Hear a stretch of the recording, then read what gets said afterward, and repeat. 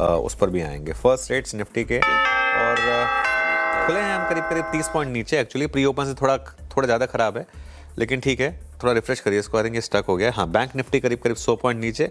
Nifty IT में लेकिन gains हैं करीब करीब 80 पॉइंट के। अब निफ्टी करीब करीब 40 पॉइंट नीचे और अब उस जोन में आ रहा है जहाँ पर मुझे लग रहा है कि थोड़ा सा आपको एक सोचना होगा। मिड कैप और स्मॉल कैप देखें तो मिड कैप और स्मॉल कैप में अंडर परफॉर्मेंस रही है।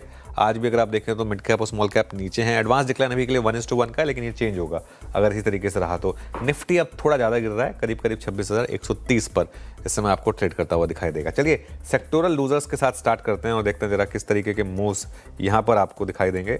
इसमें सबसे ऊपर है डिफेंस में गिरावट है करीब करीब ऑलमोस्ट 1% की। रियल एस्टेट ये भी करीब करीब आधा % नीचे है।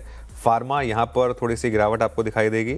इसके अलावा आप देखें और स्टॉक्स तो कैपिटल गुड्स इंडेक्स, फाइनेंशियल्स और निफ्टी ऑटो यहाँ पर हल्की सी गिरावट है।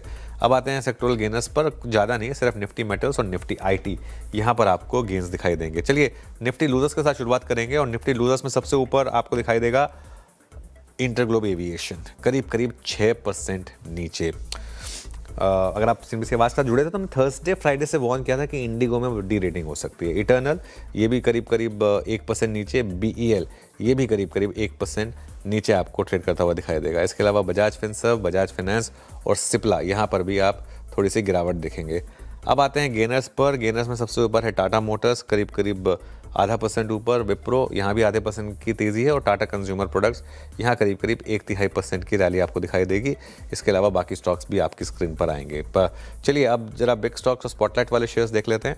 बायोकॉन करीब 1% नीचे। मैं कह रहा था कि कोई बहुत ज़्यादा, क्योंकि पोजीशनिंग है तो हो सकता है कि थोड़ी सी गिरावट भी आ जाए। और इंटरग्लोब एविएशन करीब करीब 5% नीचे आपको ट्रेड करता हुआ दिखाई देगा।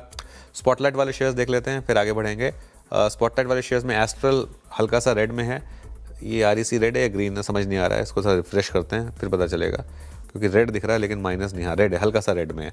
चलिए अब आते हैं चार्ट जीपीटी वाले शेयर्स पर और उसके बाद फिर बिरू के पास चलेंगे। निफ्टी आईटी ग्रीन में, एम्फेसिस, एचसीएल टेक हल्के से फ्लैट मूव्स हैं यहाँ पर। इंडस टावर ये भी हल्का सा फ्लैट आपको ट्रेड करता हुआ दिखाई देगा। और इसके अलावा आप देखिए नैल्को, आईसीआईसीआई प्रू और वर्लपूल हमने रेड में लिया था, याद होगा आपको। चलिए अब